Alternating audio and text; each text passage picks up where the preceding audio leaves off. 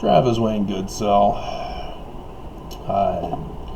In doing research on the Church of Jesus Christ of Latter-day Saints, I've explained how I look for primary source information first and foremost. Those evidences establish facts. And authors who write books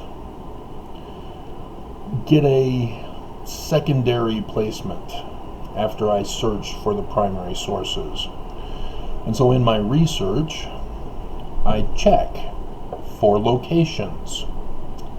If there's a location specified, I check for it. I confirm that it did actually exist. And churches, and Freemasonry, and people, placing them in the time period that they're talked about, in the location that they're talked about, with the event that occurred. And when you're dealing with church history, there's a whole ton of stuff to do, to research and investigate. It's overwhelming, to say the least. But I had to do it. It was necessary. If my bishop's going to kick me out of church for publishing that Joseph Smith is a translator, I need to find out what's going on with the church. Why is the church so afraid about the truth of Joseph Smith? What is the truth of the history? So one of these investigations deals with the View of the Hebrews by Ethan Smith. Ethan Smith was a Congregationalist preacher in Vermont. He published his book after the Smiths had left Vermont, came to Palmyra. And so how then are people able to claim that View of the Hebrews was plagiarized in the Book of Mormon? So this is where Fawn Brody comes in, and I've warned you about her. It's one thing to give support for a female author when you have a whole bunch of patriarchs who want to suppress women's voices. I can understand that, but you don't give voice where you should have kept her quiet in the first place. She stated it as her belief that Joseph Smith plagiarized the View of the Hebrews. And ex-Mormons embrace her as, somebody telling the truth, when all she said was it was her belief. This is the danger in liberalism. This is where it comes from, where liberalism are upset with the conservative patriarchy of abuse and bullying, and validate and affirm people's opinions, feelings, and beliefs. That's not truth. That's not how it's done. You gotta throw away both parties, both sides, and stick with science to get to the truth. So, View of the Hebrews published, I'm at the Wikipedia page for it, 1823 is when it was published. So the Smiths had already arrived in Palmyra. Senior and Hiram arrived in 1816. I can't remember how much later it took for the rest of the family to walk to Palmyra. that's a whole nother history in and of itself, which I've gone over and put in my book that I'm in desperate need of updating. But the book basically claims that Native American Indians were descended from the 10 lost tribes and moved to America. That's the Congregationalist viewpoint. And this is what I do not see anywhere in this site for Wikipedia. It says he's a Congregationalist, but then you have to click on Congregationalist churches. And all it says when you hover over it, Congregationalist churches are Protestant churches in the Reformed tradition practicing Congregationalist church governance, in which each congregation independently and autonomously runs its own affairs.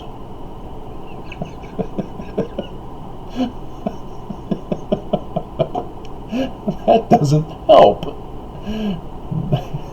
because Congregationalists are all about the concept of Native American Indians having come from the 10 lost tribes or from Jerusalem. That's Congregationalism. And yes, they do quote Isaiah, as View of the Hebrews refers to Isaiah for that purpose and intention. That's that brand of Christianity. And nobody thinks to make that kind of connection. That it's the religious views that are carried over into Mormonism rather than View of the Hebrews, which the Smiths had already moved away. But yes, they do recognize a connection with the Cowdreys. They only say Oliver. Oliver had a daddy. Do you think maybe Daddy could have gone to that church? They don't ask those questions. They don't go down that path. And that's where the problems get ugly. So here we have comparison with the Book of Mormon section. And so it says the Book of Mormon shares some thematic elements. So that's not plagiarism. That's religious views. See, they don't make that connection with View of the Hebrews. Both books quote extensively from the Old Testament prophecies of the Book of Isaiah. They don't really quote in the Book of Mormon, per se. They claim that their version is from other plates, the plates of brass, and is therefore translated from Reformed, or well, it's in Egyptian. So yes, they're translated from Egyptian and just happen to be a perfect translation match, errors and all, with the 1769 King James Version of the Bible.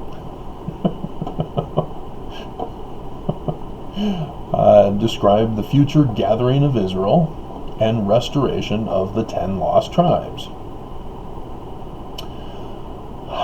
Propose the peopling of the New World from the Old via a long sea journey.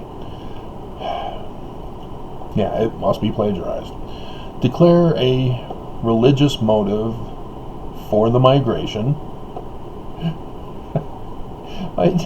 It's like, okay, yeah, Battlestar Galactica plagiarized Star Wars.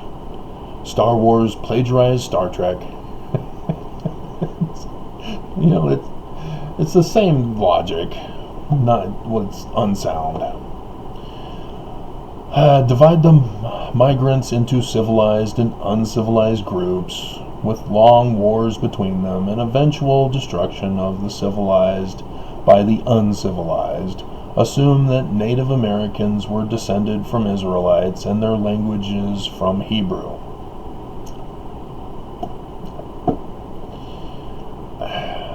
Again, This is Congregationalist churches. Include a change of government from monarchy to republican, and suggest that the gospel was preached in ancient America. Yeah, this was Congregationalist churches, guys. And they're not making the connection. They're just talking about the books, not the religion. Early Mormons occasionally cited the view of the Hebrews to support the authenticity of the Book of Mormon. See, this is pre-20th century, so this is 19th century Book of Mormons. That's what they mean by early Mormons. And so, yes, they did know about it. Joseph Smith quotes it in 1842. But notice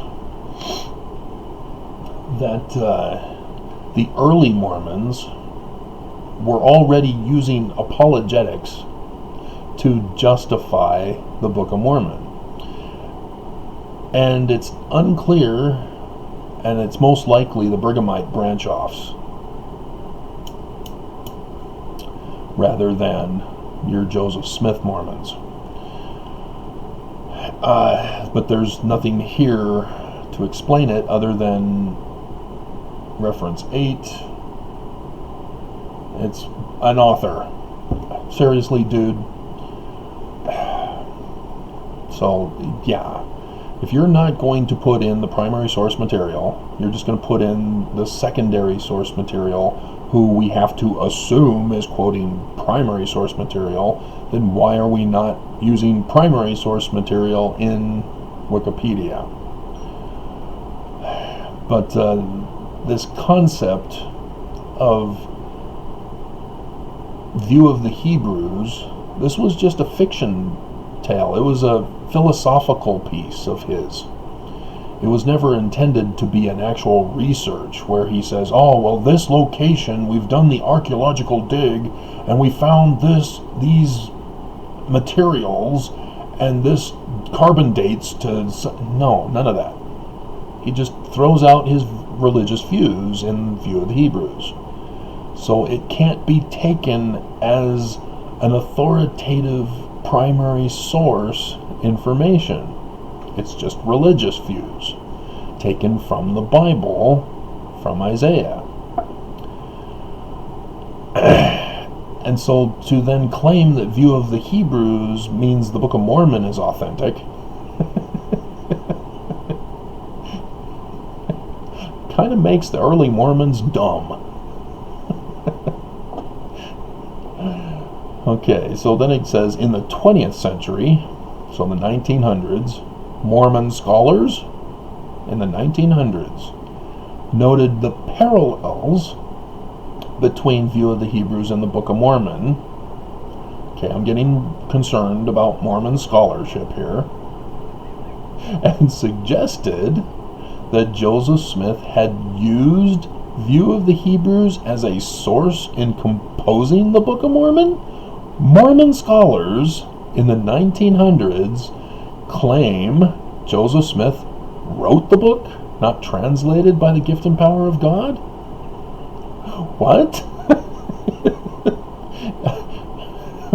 Wikipedia, is this true? Did somebody sneak this in? Should it be ex-Mormon scholars?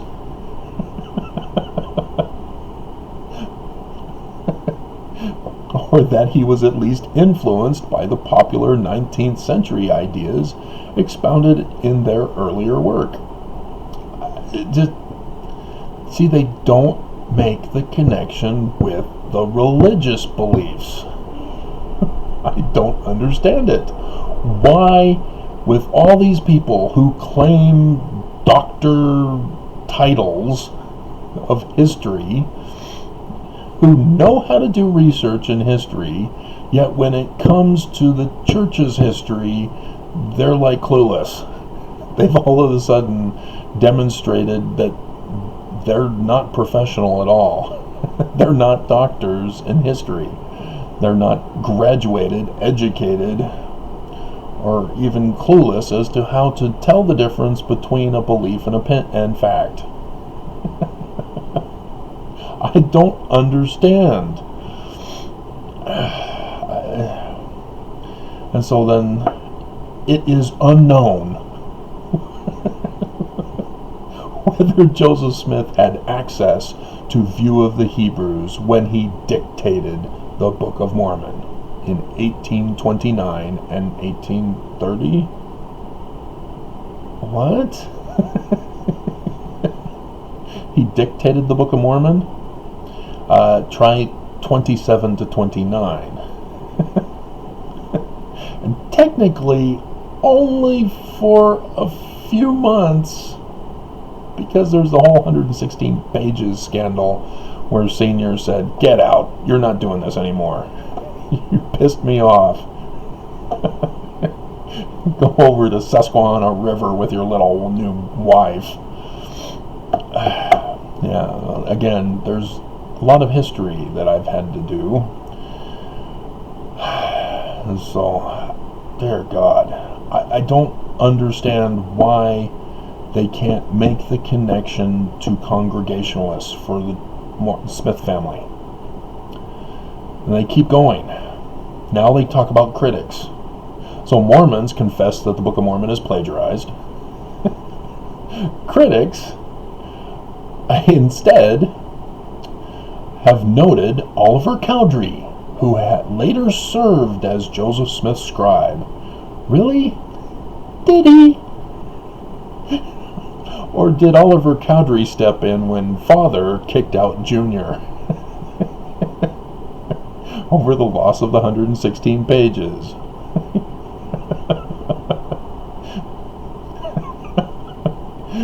Lived in the same small Vermont town.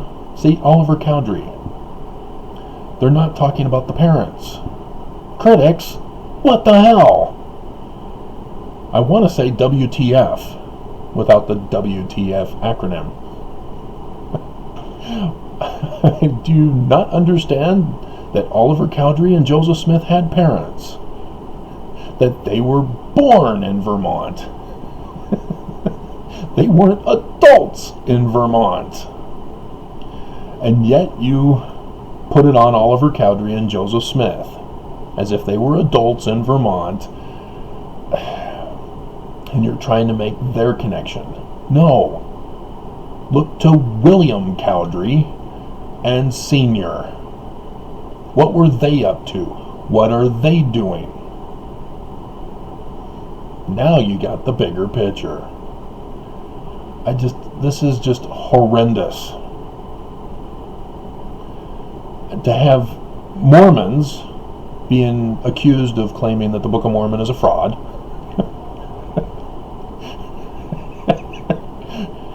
That View of the Hebrews supports the authenticity of the Book of Mormon fraud. And then you have critics who say that, oh, yeah, we're not interested in whether the book is plagiarized. We're concerned about how Joseph Smith got a hold of the book. We think it was through Oliver, not William. Oh my God!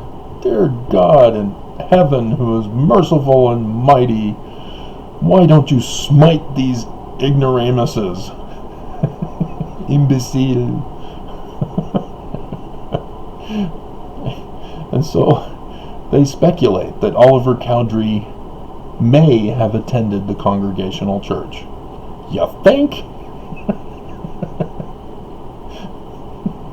It's just, oh dear God. Where the latter was pastor for 5 years. Yeah, but after the Smiths had left. These critics suggest that Cowdery may have passed on knowledge of the book to Joseph Smith. Well, then you have to connect Oliver Cowdery to the time period. See, Oliver Cowdery wasn't brought in until after the 116 pages. So now you have to explain that. that's about over.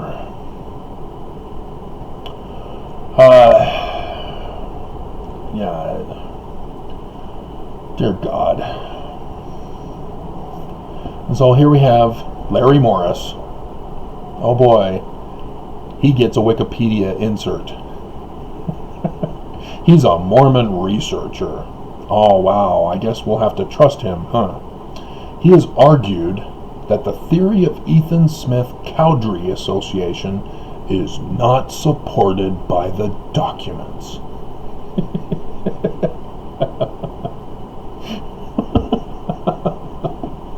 They never said they were, so therefore they weren't. And you put Larry Morris in here as a reference. Yeah, why don't we put Joe Schmo, just some random John Doe. We'll just have him quote. We'll just go out into the street. Hey, what do you think of View of the Hebrews in connection with the Book of Mormon? I don't know. John Doe says, I don't know about the connection. This is what they did with Larry Morris. It's just, oh my God. And so, because there's no direct documentation, I mean, he's a researcher. This shows you how good of a researcher he is. Not. Sarcasm. Where was that? I saw that. There was... They hold up a little thing for sarcasm. Was it Bill Maher? I think it was. Yeah, it was Bill Maher's show last Friday. He blows his little horn for sarcasm. Or was it John Oliver? It was John Oliver. Yeah, John Oliver. Oops. The documents don't support it, Travis. The video does. It's John Oliver. Yeah, he had a little horn thing that he would blow for sarcasm. So now we have B.H. Roberts. B.S. Roberts should be. So when in 1922, Mormon apologist B.H. Roberts, he sort of threw the church under the bus. He sort of had a faith crisis and wrote about it. Was asked by church leaders to compare View of the Hebrews and the Book of Mormon. He produced a confidential report. Yeah, well, that was covered with John DeLynn interviewing the woman who did her research paper, thesis paper on it. But it was later published as Studies of the Book of Mormon that noted 18 points of similarity. And again, no connection to the religion. They're focused on the book. It's just unbelievable. And so here's Fawn Brody, the first important historian to write a non-hagiographic biography of Joseph Smith. Believed. See? Believed. Even they have believed. If somebody believes something, it's not true. It's not fact, it's an opinion. You need to set it aside and look for the facts and the evidence first. If you can't find it, then you take her opinion and you try to build around it to see if other facets of the claim, the belief, can be verified, to put the bigger picture into focus for this one little piece. But she believes that Joseph Smith's theory of Hebraic origin of the American Indians came chiefly from View of the Hebrews, not the Congregationalist religion that he grew up in with the Smiths. They gave us the clue right at the beginning. But Wikipedia whoever put this in here is clueless to make the connection between the religion of Congregationalist with the Smiths. And because nobody has made that connection, because that's what they should have been doing from the beginning. Congregationalists? Is it possible that the Smiths were going to that Congregationalist church? Is there any evidence we can find? Is there any other event that occurred during that time period?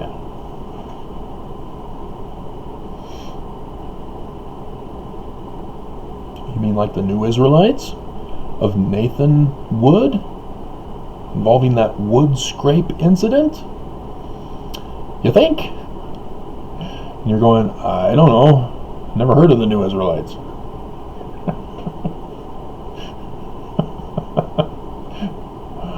And so you have Mormon apologists arguing Fawn Brody, saying that it's weak and overemphasized. Well, yeah, because she says it was her belief. The Mormon apologists couldn't say, well, it's her belief. That's not fact. No, they had to say, no, her claims of parallels between the works are weak and they're overemphasized. Fake news. It's just, oh dear God. And so yes, the Tanners ran with it. They were claiming that the Book of Mormon was plagiarized by it. And they're wrong. Stick to collection. Don't throw in your religion of Christianity to impose on the history. And so then what are the New Israelites? I just sprung it on you, huh? So they're a Congregationalist variation. Nathan Wood. So let's take you to that, as I'm sure we're probably over 3 hours in this video. New Israelites.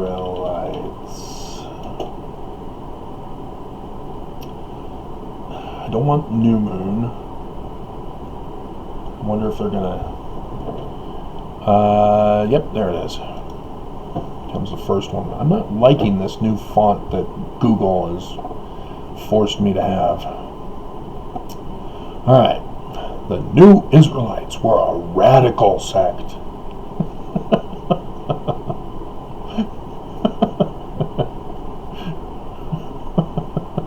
They were Congregationalist. Come on, quit putting in adjectives to get people to be incited one way or the other, for or against them. That's what you use adjectives for, by the way, if you didn't know. Oh, they're a vile group of people. So, what does that tell you? Yeah, you're supposed to hate them and despise them and do all sorts of things to shun and persecute. So, thus, ex-Mormon, oh, well, they're anti-Mormon, therefore, and they're evil. And so, I'm not going down that road. Founded by Nathaniel Wood in Vermont in the 1790s. He declared his followers modern Israelites. Did you see that? Comes from Isaiah. Scattering and gathering of Israel. New Israelites. Modern Israelites. They are the gathered house of Israel as prophesied by Isaiah. So they're Congregationalist. The group practiced a strict dietary code. There was no indication of a dietary code with Smith's organization, though. We love our meat. Don't take our cows. We'll eat more chicken, but don't take away our cows. That is the best advertisement campaign ever. Eat more chicken. Chick-fil-A.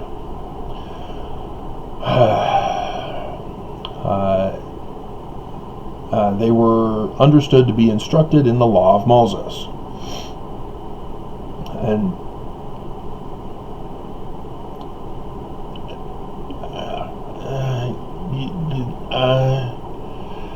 but you have to understand it in the concept of Christianity's viewpoint of the gathering of the Israelites. As you read in the Book of Mormon, you see that Lehi and his family were following the law of Moses, and that they continued to follow the law of Moses until the Messiah, when they no longer had to follow the law of Moses. That they now just followed the 42 affirmations. What? Yeah, Abinadi condemned the priests of Noah by talking about the 42 affirmations.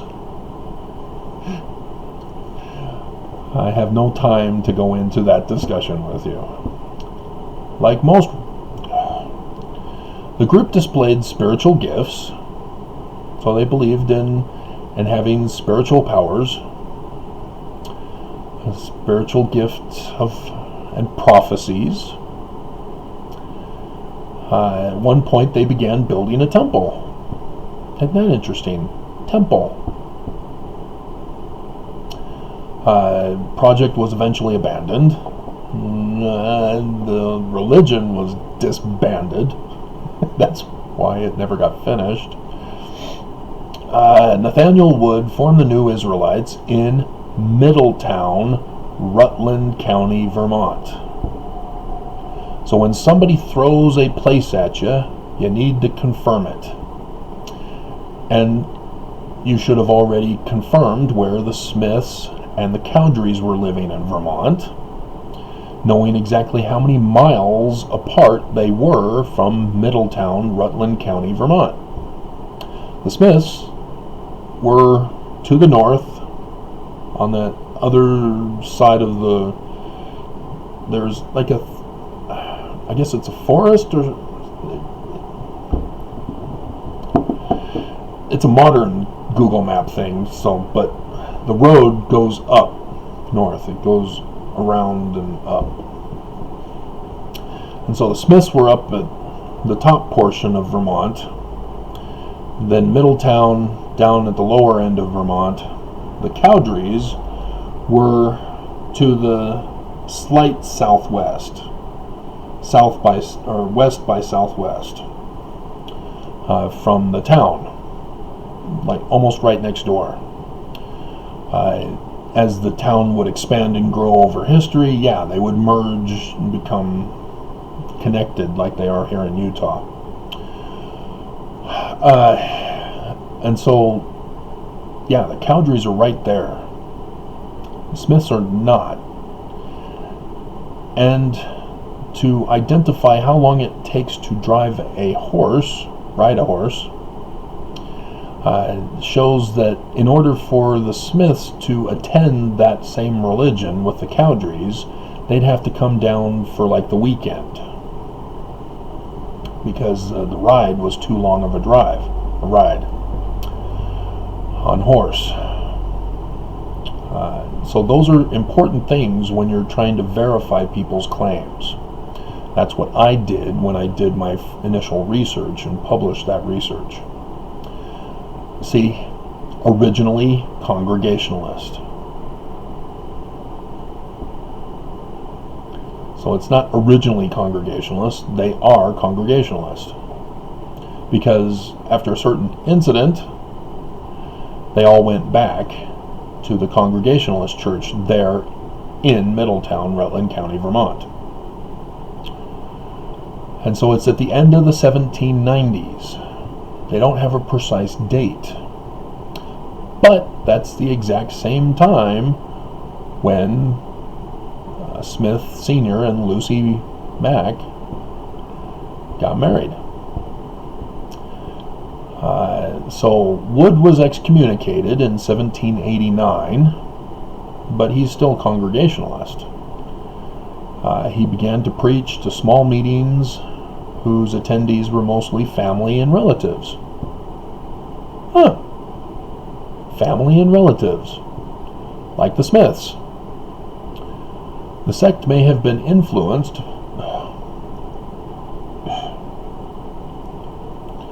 No.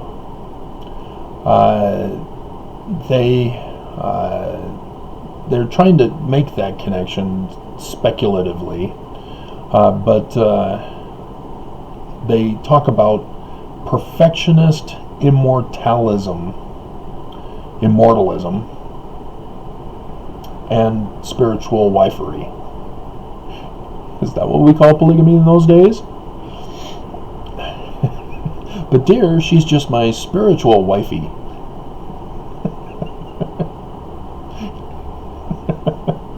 And so these are her spiritual children with you? Why, yes, they are. So only members participate in spiritual wifery. And that is important to understand, because I have seen other critics know about the New Israelites and go, oh, yeah, they were practicing polygamy. There's no documentation. There is. The Book of Mormon. 4 times. No. The Doctrine and Covenants in 1835. Chapter dedicated to monogamy. And section 131, as we have it in the Brighamite section, which was gutted by Brigham Young the year before he died. Also, 1 man, 1 woman.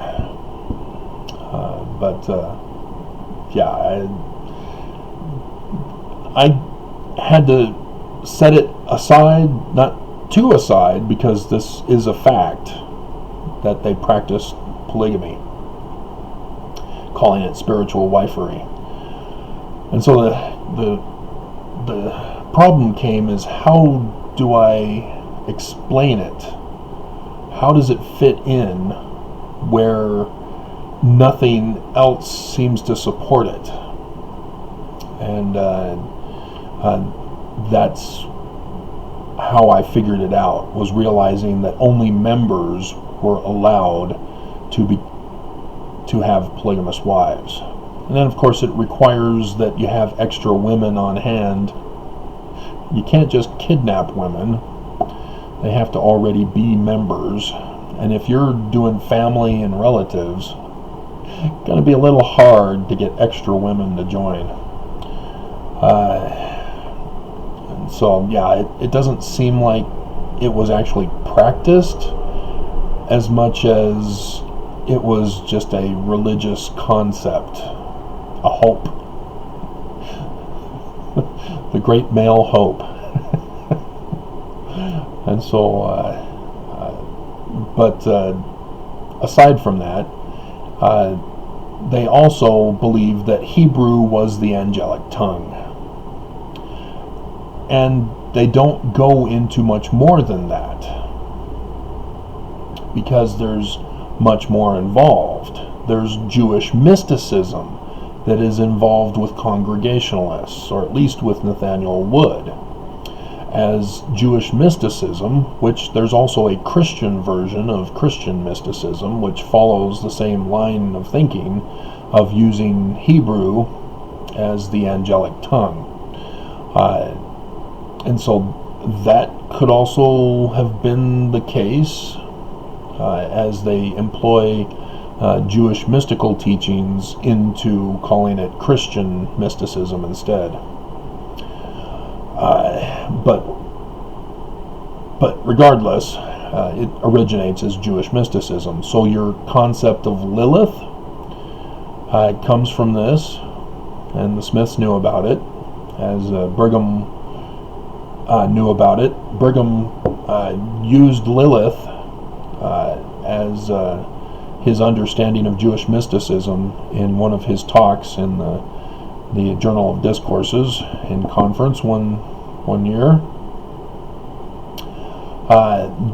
What's also involved with Jewish mysticism that is also not talked in here has to do with apocalyptic literature. the end of the world, the coming of the Messiah. And as we read in the Book of Mormon, it's the learning of the Jews, so it's Jewish mysticism rather than Christian mysticism that's being employed by the Smiths. And under Jewish mysticism, it's a mortal man whom we're supposed to be waiting for, rather than a space alien flying on Pegasus. John specifically says a sign, and yet why Christians throughout the world claim he's going to be flying on Pegasus for real just blows my mind. And so in apocalyptic literature, you have your signs in the heavens, so astronomy is necessary. This is why the Smiths have the Holiness to the Lord parchment. It's not witchcraft, it's a star chart, which comes from the New Israelites, which are Congregationalist. So, yeah, this is very frustrating. It says they practice divination. That's with Justice Winchell. Do they even have him? Yeah, there it is. A treasure seer named Winchell, probably Justice Winchell, in the early spring of 1800. It was 1802, not 1800. Too much time has gone by.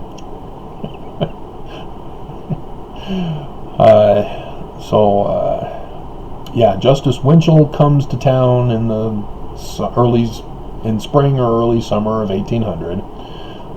He's the one who teaches them how to do divination, dowsing to look for buried treasure. Sound familiar? But you have to take it into context with the Knights Templar, because the Knights Templar are all about burying their treasure of Egyptian treasure plates. Now the New Israelites are involved with finding that buried treasure. You see how the two work together? And if you don't know about the New Israel, or if you didn't watch the video on the Knights Templar investigating Mormonism, the Knights Templar selected America to be the New Jerusalem.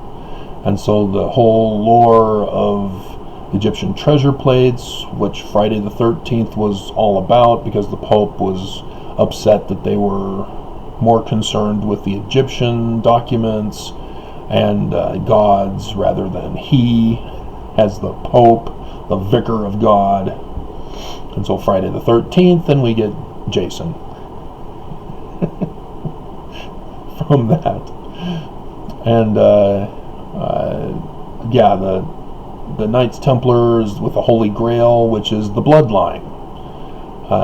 It's not really of Jesus, but it's for the Messiah, who is a descendant of King David, as the Old Testament talks over and over again about how there is to be a future descendant of King David who is to restore the throne of King David. So I've gone over all that too with you. And so the whole concept of temple worship is the Old Testament Egyptian Israelite version, which has initiations in it, rather than the sacrificing of animals only with the Law of Moses temple. And so, the gift of Aaron of Oliver Cowdery's in the original Doctrine and Covenants comes from this, because William Cowdery was there too. He learned how to divine with a rod, and likewise did Joseph Smith Sr. But is it a moneymaker?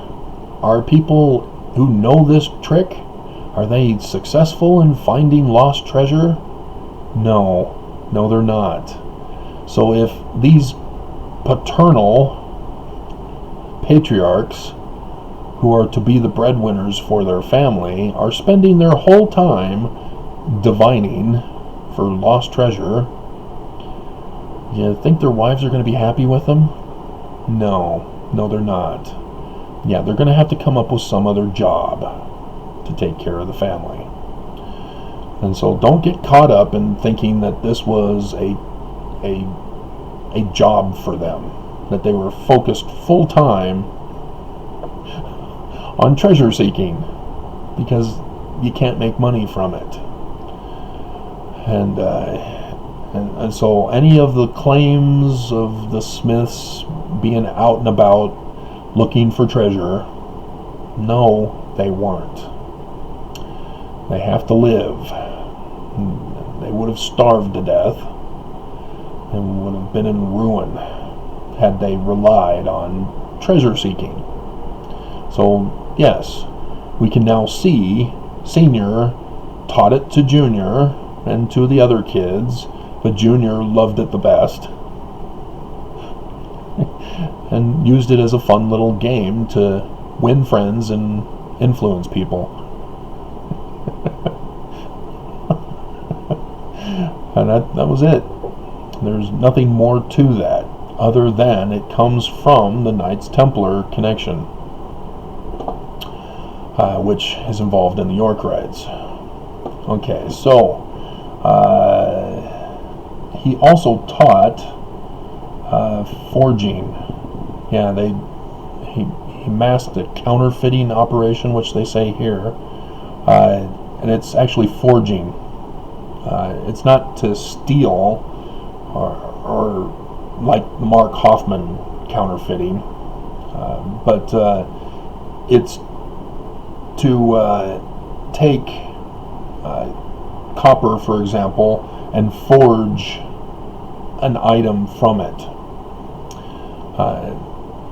And so they're a little mistaken on what was actually being done here. And so that's why Smith and Cowdery were experts, seniors, were experts in making copper plates.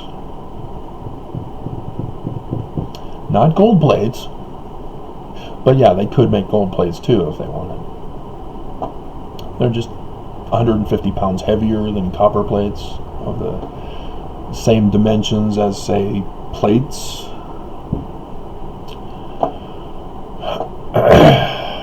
That would be needed for publication at a print press. Alright, so here's the wood scrape. He had a prophecy, Nathaniel Wood did, that on the 14th of January 1802, that a destroying angel would destroy the Americas. Plagues, earthquakes, dogs and cats living together, mass hysteria. Ghostbusters, Bill Murray. Your Honor. And that the Gentiles were going to be destroyed. So, on that day, this apocalypse, see, apocalypse, apocalyptic literature, end of the world, Revelation, he just didn't have an understanding of the signs in the heavens with the dates given by John in Revelation. Got the wrong date. I should look up 14 January 1802. That would be fun. I'll have to do it after because it will screw up my recording. And so he gathered his followers there. It's possible the Cowderys were there. It's possible the Smiths were there. But the other townsfolk, who were not members of the Congregationalist group, the New Israelites, they got a little scared. What's going on? We don't understand. And so if we don't know what it is, we beat it to death. And so, they called out the militia, and the militia broke it up. This fraternity of rodsmen, and thus it was known as the Wood Scrape.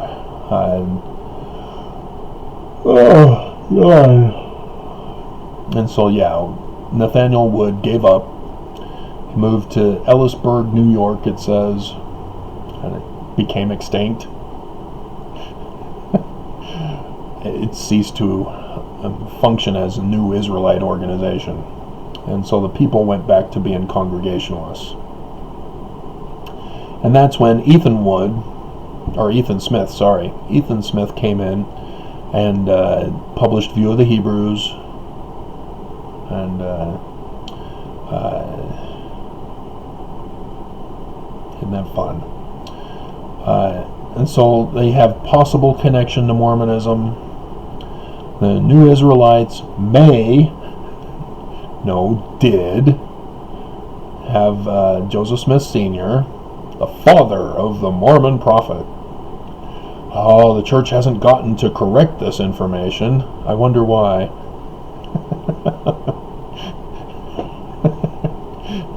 If it were the church that were editing this, you'd have father of the prophet of the Church of Jesus Christ of Latter-day Saints. Because we can't call us Mormons anymore. And William Cowdery, father of Book of Mormon witness Oliver Cowdery. The best case? Really? Seriously, the best case? I just gave you the best case. It's the religion, stupid.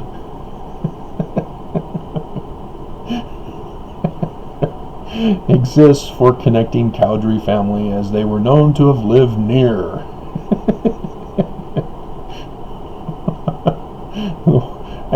And later attended. That's interesting. So they've got evidence that they did actually attend the Congregationalist church after Wood Scrape. And they're saying Poultry, so Middletown is like right next to it, and it's all right there together. But Oliver, who was not born at the time of the Wood Scrape, was later known as a dowser. Is that similar to a Canadian hoser? I was a Canadian hoser when I was on the fire department in McGrath. I think the fire department's gone now. What the hell, guys? But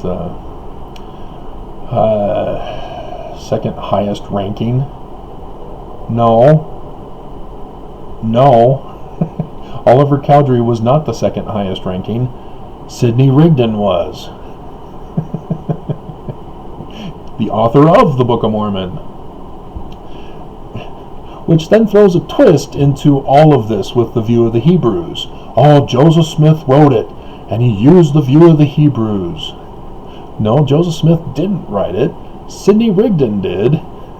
So now you have to figure out, how did Sidney Rigdon get a hold of the View of the Hebrews? And then join the church in December of 1830.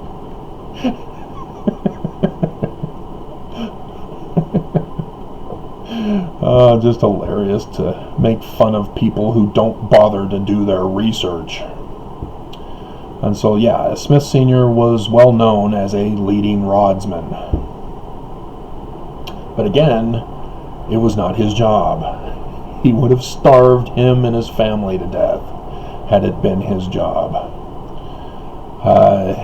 There's been no historical consensus. Oh,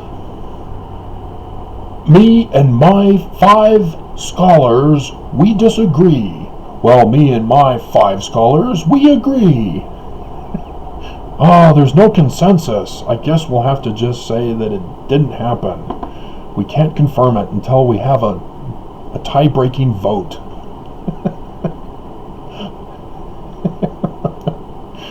because they can't place Joseph Smith Sr. in Rutland County. Again, it's all about families and relatives. It's Congregationalist. It's a religion. Were the Smiths involved in a religion? Has anybody bothered to check? And what is Mormonism? It's Congregationalist mixed with Sidney Rigdon's Baptist Campbellites.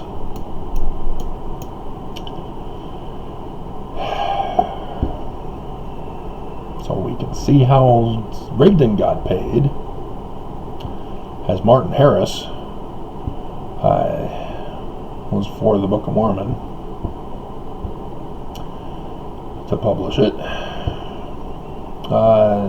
So yeah, they go down the speculative, maybe, may have been, might, could be.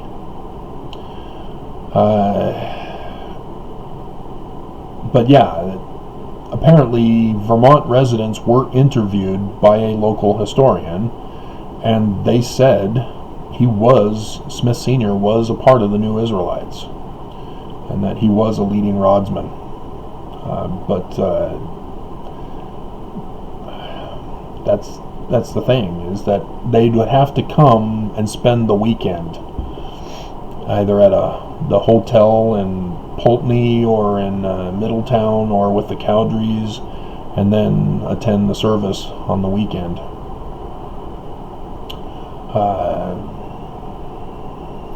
But yeah, you don't have to live in the township to be a part of that religion. Because, for example, when they moved to now Middletown's messing me up for the farm. After moving to Palmyra and moving to the farm, Smith had his Freemason lodge down south. He had to take the horse to get there. So he's familiar with taking a horse to go be a part of some organization. He's got that modus operandi. Whereas Hiram stayed in Palmyra because that's walking distance. And so if you only have one car, sorry, Junior, Dad needs the car. Oh, Dad. Yeah, they're 50 miles away. So they did do that. Good for you. Smith's involvement with the New Israelites would be consistent with the links to Congregationalism. Oh, good. Somebody did make the connection to the religion. And his reported admission in 1837 that he entered the money-digging business more than 30 years ago. It wasn't a business. But yeah, apparently he had admitted in 1837 that he was involved. I'm assuming it was senior, because they're talking about senior this whole time. So yeah, if they're going to do that, they have to refer it to senior. So there you have it. Senior confessed to being an Israelite Congregationalist. But yeah, they can't put the pieces together. I don't know, they seem to have the same religious views, but we're going to stick to the book and see if we can figure it out through the book. But yeah, that's why is that picture not showing? That's weird. The Ex-Mormons Join Mormons video is not showing. There it is. Weird. It's already got 7. There's one person who likes my comment. Yay. But the Noid still has the 1 negative. But the same 7 people apparently are watching this morning. Hi guys. whoever you are. One of you I know is a hater.